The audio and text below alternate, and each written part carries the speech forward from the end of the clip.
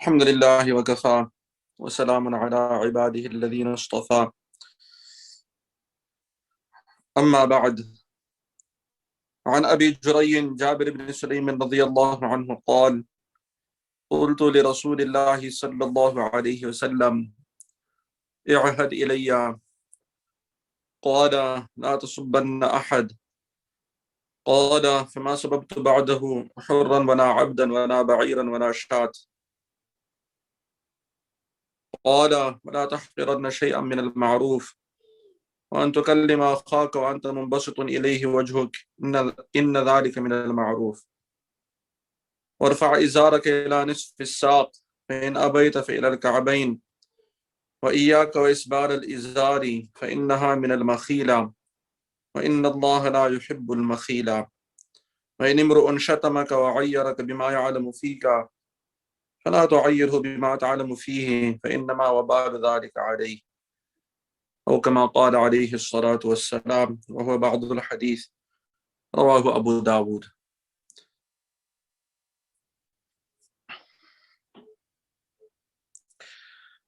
In continuation of our Dars of Hadith from the book of Muntakhab Ahadith, in the chapter of Ikram al-Muslim, honoring the rights of a fellow Muslim, in the subchapter of the warning against harming Muslims. This hadith is hadith number 285 from this chapter. This hadith is from Abu Dawood, one of the Sahih Sitta, one of the 6 most authentic books of hadith. Sayyidina Abu Jurayj Jabir ibn Sulaiman radiyallahu anhu, he narrates that I asked Rasulullah sallallahu alayhi wasallam to give me some advice. Rasulullah sallallahu alayhi wasallam said, "La tasubbanna ahad." Do not abuse anyone, do not curse anyone. قال Abu Jurayj Jabir ibn Sulaim radiyallahu anhu, he says that فما سببت بعده حرا ولا عبدا ولا بعيرا ولا شاة. That after I heard this advice, I've never cursed or abused a free man or a slave or even a camel or a goat. قال رسول الله صلى الله عليه وسلم further advised: ولا تحقرن شيئا من المعروف، وأن تكلم أخاك وأنت منبسط إليه وجهك، إن ذلك من المعروف. And do not consider any act of righteousness as insignificant. Any act of kindness, don't ever consider it insignificant. And even speaking to your brother with a smile on your face, that is also an act of kindness. That is also a good deed. وَرَفَعَ إِزَارَكَ إِلَى نِصْفِ السَّاقِ فَإِنْ أَبَيْتَ فَإِلَى الْكَعْبَيْنِ وَإِيَّاكَ وَإِسْبَالِ الْأَزَارِ فَإِنَّهَا مِنَ الْمَخِيلَةِ فَإِنَّ اللَّهَ لَا يُحِبُّ الْمَخِيلَةِ. And raise up your trousers up to half of your ankle, up to half of your shin. And if you want, you can let it come up to your ankles, or basically go as low as your ankles. وَإِيَّاكَ وَإِسْبَالَ الْإِزَارِ. But be very careful of letting your trousers go below that or drag behind you. فَإِنَّهَا مِنَ الْمَخِيلَةِ. Because that is from pride. فَإِنَّ اللَّهَ لَا يُحِبُّ الْمَخِيلَةِ. And Allah subhanahu wa ta'ala does not like pride. وَإِنِ امْرُؤٌ شَتَمَكَ وَعَيَّرَكَ بِمَا يَعْلَمُ فِيكَ فَلَا تُعَيِّرْهُ بِمَا تَعْلَمُ فِيهِ فَإِنَّمَا وَبَالُ ذَلِكَ عَلَيْهِ. And if somebody is abusing you or cursing you, trying to disgrace you with something they know about you, then do not disgrace them or dishonor them or shame them with something you know about them, because then the burden of what they're doing will be on them only. Meaning the burden of the sin of them trying to humiliate you and shame you, that burden of the sin will be on them. So don't join them in that sin. This is also part of a hadith from Abu Dawood.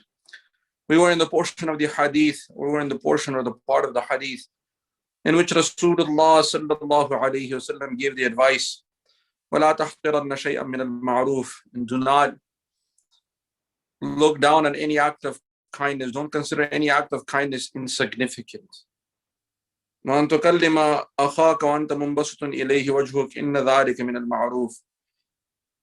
Because even speaking to your brother with a smile on your face, that is also an act of kindness, something that we may not even look at as some righteous deed. Even that has weight in the scales of deeds. When we analyze the acts of righteous deeds and sins on the day of judgment, even one good deed will be enough to save a person.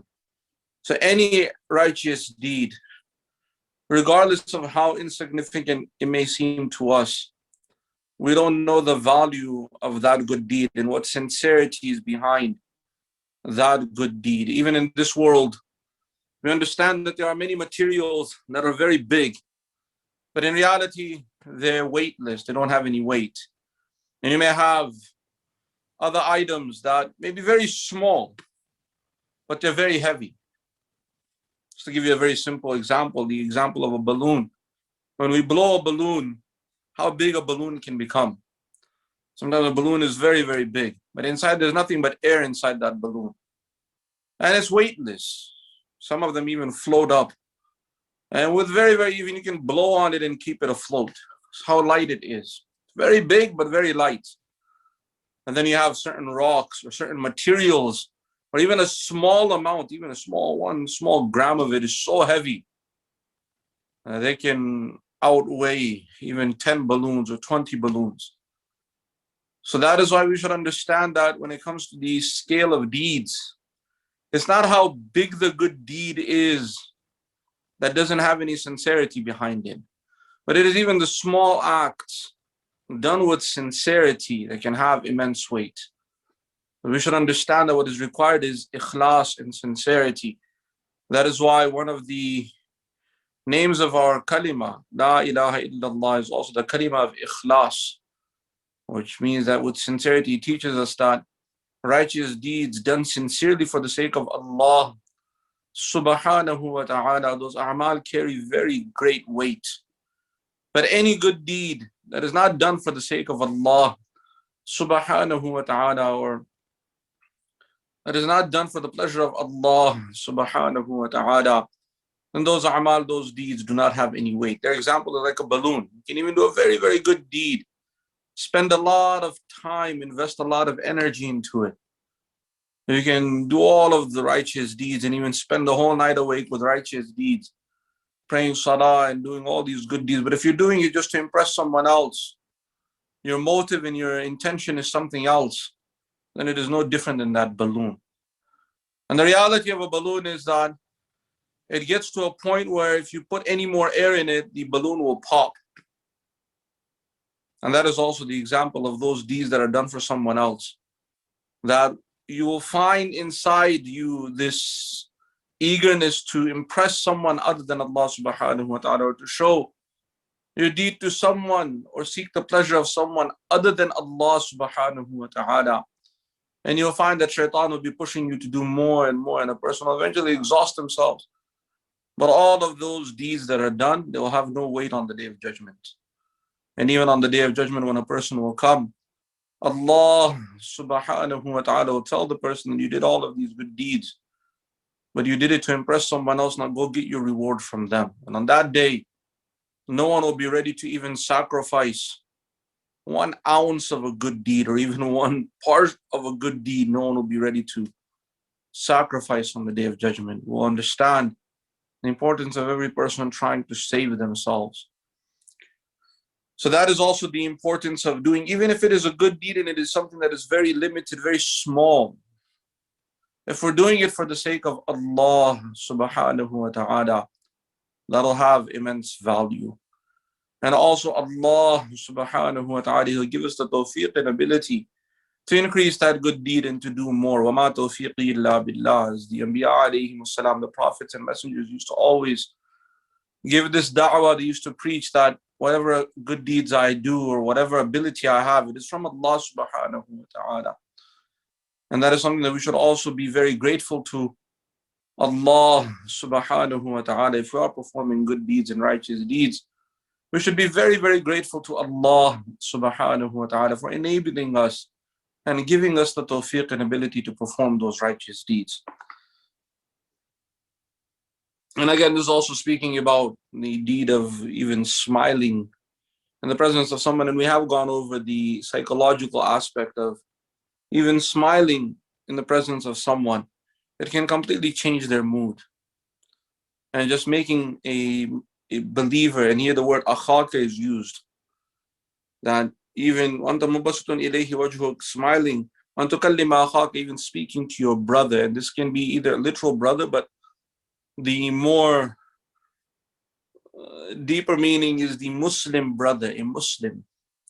As we know, even in the ayat of the Quran, that إِنَّمَا الْمُؤْمِنُونَ إِخْوَةً, the believers are brothers. فَأَصْلِحُوا بَيْنَ أَخَوَيْكُمْ, in the ayat of the Quran in Surah Al-Hujurat, Allah subhanahu wa ta'ala tells us, إِنَّمَا الْمُؤْمِنُونَ إِخْوَةً. Definitely the believers, they are brothers. It's a brotherhood. So here, speaking to your brother with a smiling face, cheering up a believer and putting them in a good mood, making them smile, making them feel good. That also is a good deed. That is not something that should be considered insignificant. Indirectly, it is also telling us that we should be very, very careful with the feelings of others.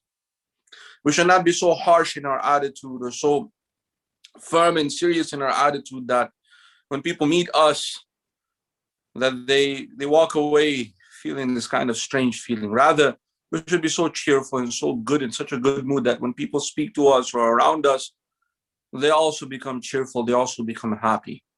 And this was also the beautiful sunnah of Rasulullah sallallahu alayhi wasallam, that the Sahaba radiyallahu anhum, they report that whenever we used to be around Rasulullah sallallahu alayhi wasallam, or we would meet with him, or anyone would meet him, they would feel this kind of welcoming feeling, this happy feeling, not this feeling of awkwardness, or there should be a very, very open-hearted, very happy feeling with a smile, and genuine smile. It should not be that we're smiling in our face and in our hearts we're not really happy. There should not be a genuine smile making someone feel comfortable. This has a very profound impact on whoever we're meeting. The next advice of Rasulullah sallallahu alayhi wasallam, وَارْفَعْ إِزَارَكَ إِلَى نِصْفِ السَّاقِ, and keep your trousers, raise up your trousers up to half of your shin. فَإِنْ أَبَيْتَ فَإِلَى الْكَعْبَيْنِ, and if you want to, or you don't want to keep to half of your shin, then lower it only up to your ankles. وَإِيَّاكَ وَإِسْبَالَ الْإِزَارِ, and be very, very careful with dragging your trousers, meaning be very careful with letting your trousers go below your ankles. This is for men. فَإِنَّهَا مِنَ الْمَخِيلَةِ, because that is from pride. وَإِنَّ اللَّهَ لَا يُحِبُّ الْمَخِيلَةَ, and Allah subhanahu wa ta'ala does not like pride, or He does not like those that are proud or have pride, arrogance. This particular advice is for men. As far as women are concerned, they should be as covered as possible, even during salah. Even if you should be covered, their body should be completely covered. This particular advice with the keeping the trousers above the ankles, this is for men. And the fuqaha, the experts in jurisprudence, they have made this very, very clear in the books of fiqh. Sometimes there are certain advice that we find in the ahadith of Rasulullah sallallahu alayhi wasallam, or there's some advice or some particular message mentioned in the ayat of the Quran that to us, because of the world we live in, may seem strange.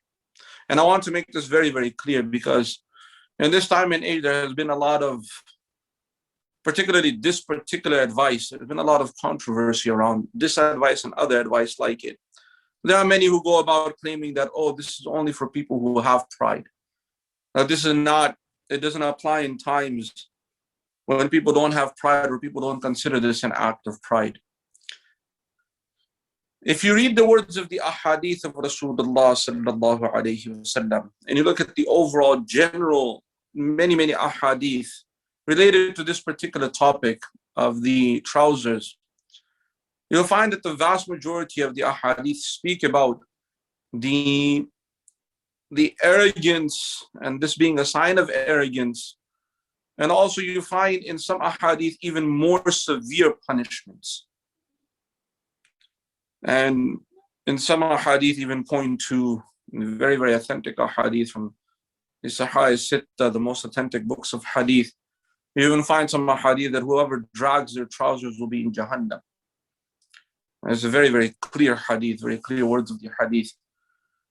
What we have to understand is that sometimes the advice may seem strange to us, and we sometimes may even feel that, okay, I know I don't have pride, so it doesn't apply to me. But this should not be our attitude. We don't know what is in our hearts, and we don't know what guarantee we have been given that we are safe from pride or arrogance. We have to understand that everything in our environment, it has a profound impact on us. And this is human nature. We as human beings were affected by everything in the environment. There are certain things in the environment that Allah subhanahu wa ta'ala, with this beautiful deen of Islam, He has given us. He has protected us from many evils of the environment or many impurities of the environment.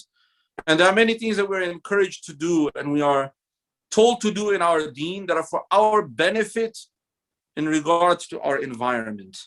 Some of the few things that are very unique and extraordinary and very, very particular that relate to the environment. One is that we should not keep a dog in the house. There are particular hadith of Rasulullah sallallahu alayhi wasallam that even the angels, meaning the angels of mercy, لا يدخل الملائكة بيتا فيه كلب أو تصاوير, that وكما قال عليه الصلاة والسلام, that the angels of mercy do not enter those homes where there's a dog or there are pictures. And the fuqaha are very clear that this is related to keeping a dog as a pet. We are allowed to keep hunting dogs or, dogs for protection, and generally those are outside the house. It should be avoided to bring them inside the house. But generally the pets and these kind of things, because there's a very unique connection between how dogs live, their level of impurity, and what impact that environment or keeping that company can have on us. And you can see in the society, the vast majority of the society, is that we can see the impact of keeping pets, especially in the Western culture. Many keep the dogs as pets, and it has a very, very profound impact on the community and on the society. The major impact that it has is that the effect of the desires, shahawat, and particularly moving towards even extreme levels of desires where a person is prone to even major sins. So we should be very, very careful in keeping dogs as pets. This is what our deen has taught us. And we find the ill effect of that in the society, in the Western world, in the 21st century, in this time and age, we see that effect. Another thing is also this ankles, keeping the trousers above the ankles. We see in this hadith, Rasulullah sallallahu alayhi wasallam clearly warns us, وَإِيَّاكَ وَإِسْبَالَ الْإِزَارِ فَإِنَّهَا مِنَ الْمَخِيلَةِ. Be very, very careful of dragging your trousers, meaning letting them go below your ankles, because that is from pride. And Allah subhanahu wa ta'ala does not like pride. Does not like those that have pride and arrogance. This is also, again, the effect and impact that it will have. We may not understand it now. Maybe a time will come in the future where even science will be able to prove that certain moods and certain emotions are affected by particular veins and particular movements in that area. Maybe we don't understand it now, but a time will come where eventually it'll be made very, very clear the kind of effect that this has on men. It should also be understood that this is a very, very clear command from Rasulullah sallallahu alayhi wasallam, and even the effect of it is also made very clear that this is from pride, which means it can also make a person in the company of those who have pride and arrogance. Environment is a very, very strange thing. At the time of Sayyidina Musa alayhi salam, when Allah subhanahu wa ta'ala deputed Sayyidina Musa alayhi salam to go and give da'wah to Fir'aun, to preach to Fir'aun and invite Fir'aun to the truth. Fir'aun challenged Sayyidina Musa alayhi salam and accused him of being a magician, and even challenged Sayyidina Musa alayhi salam to a competition of magic. And at that time, Fir'aun, he went and he gathered as many magicians as he could gather, some of the best and top, very, very powerful magicians he gathered.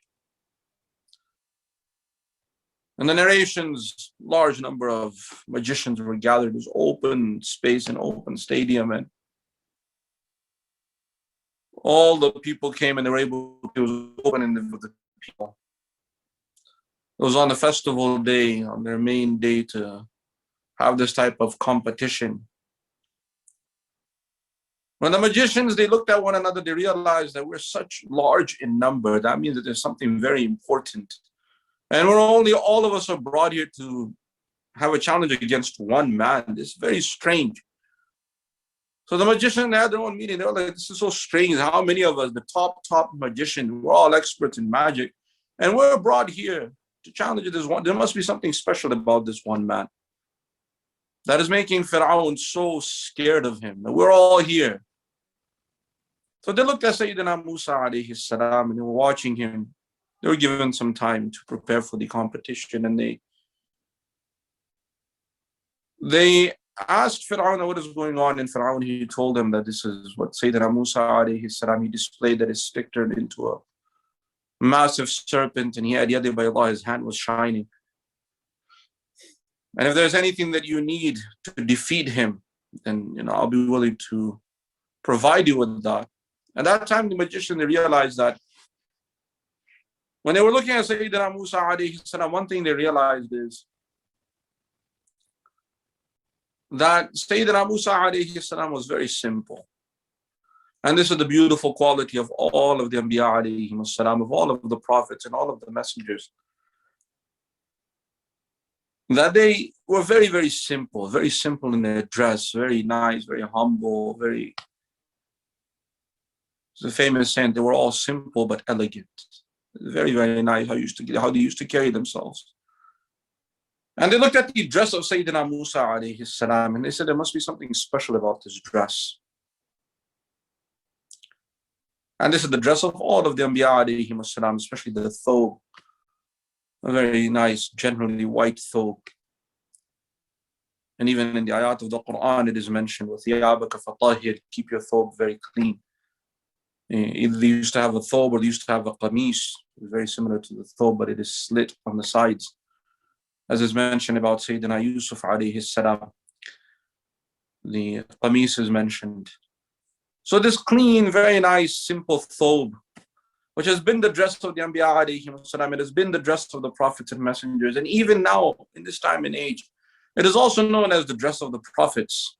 Even in the non-Muslim countries, when they see the Muslims dressed in white thobe, it's almost automatically understood that this person is dressed, either the Christians say that this is the dress of Jesus, or even the non-Muslims, they know this is the dress of the prophets. This is a dress of humility and humbleness and purity. So the magician, they were looking at Sayyidina Musa alayhi salam, and the request they came to Fir'aun, and they made this one request. They said, listen, you want us to challenge this one man. The only thing we want is the dress that he has. So Fir'aun made arrangements and gave them the dress. And the Mufassirin, the experts in tafsir, they commented that it is the effect that dress had on the magicians, that Allah subhanahu wa ta'ala wrote hidayah and guidance for those magicians, because they dressed like a Nabi of Allah subhanahu wa ta'ala. All of them dressed like Sayyidina Musa alayhi salam. That even the dress of a Nabi, dressing like a prophet or close to the dress of a prophet, aqrabu ila sunnah, either dressing in the sunnah or aqrabu ila sunnah, dressing something closest to sunnah, it can have such a profound impact on a person that Allah subhanahu wa ta'ala may even write hidayah and guidance for such individuals. This is why we should really understand the value that the sunnah dress has. So when the magicians dress like this, And we know the rest of the story when they told Sayyidina Musa alayhi salam that should we throw or you throw our sticks or staffs or our ropes. قالوا يا موسى إما تلقي وإما أن نكون نحن الملقين. They told Sayyidina Musa alayhi salam, should we throw or you throw? Sayyidina Musa alayhi salam told them, Alqu, you go ahead and throw. And they threw their sticks and their ropes, and it was an extraordinary sight. Seeing so many thousands of ropes and sticks turned into snakes. Even Sayyidina Musa alayhi salam inside himself, he felt فَوْجِسَ فِي نَفْسِهِ خِيفَةً مُوسَى. Even Sayyidina Musa alayhi salam was surprised and kind of stunned, taken back. You see such a large, we see one snake, how scared we become. See a few snakes and all of a sudden even someone relates to us, say, I saw a snake in your backyard, what's our reaction? We go in the backyard, we start checking, making sure there's how much fear we have of snakes. But we see 1, 2 snakes, we run. Imagine seeing a whole thousands of snakes and all of them moving. Sayyidina Musa alayhi salam became stunned and even became afraid. Human nature. And Allah subhanahu wa ta'ala told Sayyidina Musa alayhi salam, وَحَيْنَا إِلَى مُوسَى أَنْ أَلْقِي عَصَاكَ. We sent wahi to Sayyidina Musa alayhi salam, okay, now you throw your stick. And that was no normal snake. Allah subhanahu wa ta'ala made it such a massive snake. It swallowed up all the other snakes. When magicians saw this, they said, man, this is not magic. These are the experts in the field. They looked at the staff of Sayyidina Musa alayhi salam, and this is not magic. Whatever, this is clear, this is not magic. And all of them did sajda to Allah subhanahu wa ta'ala. All of them accepted Islam. But the Mufassirin have mentioned that it was the dress of the Nabi that had that kind of impact on them. So even dress, it has a profound impact on us. So if Rasulullah sallallahu alayhi wasallam has given us the advice, especially the men, this advice, that do not drag your trousers, it is a sign of pride. That means that the effect that doing that has on us is that the effect will be that eventually we'll become proud, we'll get pride. Even we won't even notice it, and it will be there. And there are particular other things that when it comes to dress, as Muslims, we should be very, very careful. Men, we're not allowed to wear silk. Don't wear silk. There's a very, very clear, mamani'a, very, very clear prohibition for men, not for women. Women should wear silk, but for men. So dragging the trousers, having silk clothing, or having any type of clothing which the awra is not covered, any kind of immoral, immodest dress, this is not allowed in Islam. We should be very, very careful. We should try our best to cover ourselves as best as possible. Have clothing that is the most, the closest to the most moral and, the hayadar dress, the dress that covers the body properly. That's the best dress. As Muslims, and again, even as men, we should avoid dressing in a way where it is considered immoral dress. Again, men and women. We should avoid any type of immoral dress. We should avoid any type of dress that has pictures and these unnecessary things. Even praying salah in that can become, there's a karaha or a dislike to having the pictures of animals or having other pictures on our clothing. We should avoid that completely. So this is from the advice of Rasulullah sallallahu alayhi wasallam, particularly for men, that do not drag your trousers, because فَإِنَّهَا مِنَ الْمَخِيلَ, that is from pride. وَإِنَّ اللَّهَ لَا يُحِبُّ الْمَخِيلَ, and Allah subhanahu wa ta'ala does not like pride, or those who have pride. And we should also be very, very careful in allowing our clothing to drag below, particularly our trousers to drag below our ankles and drag behind us. This is a sign. Eventually it'll lead us towards having pride in our hearts. May Allah subhanahu wa ta'ala give us understanding and give all of us a tawfiq to practice as deen. وَمَا عَلَيْنَا إِلَّا الْبَلَاغِ.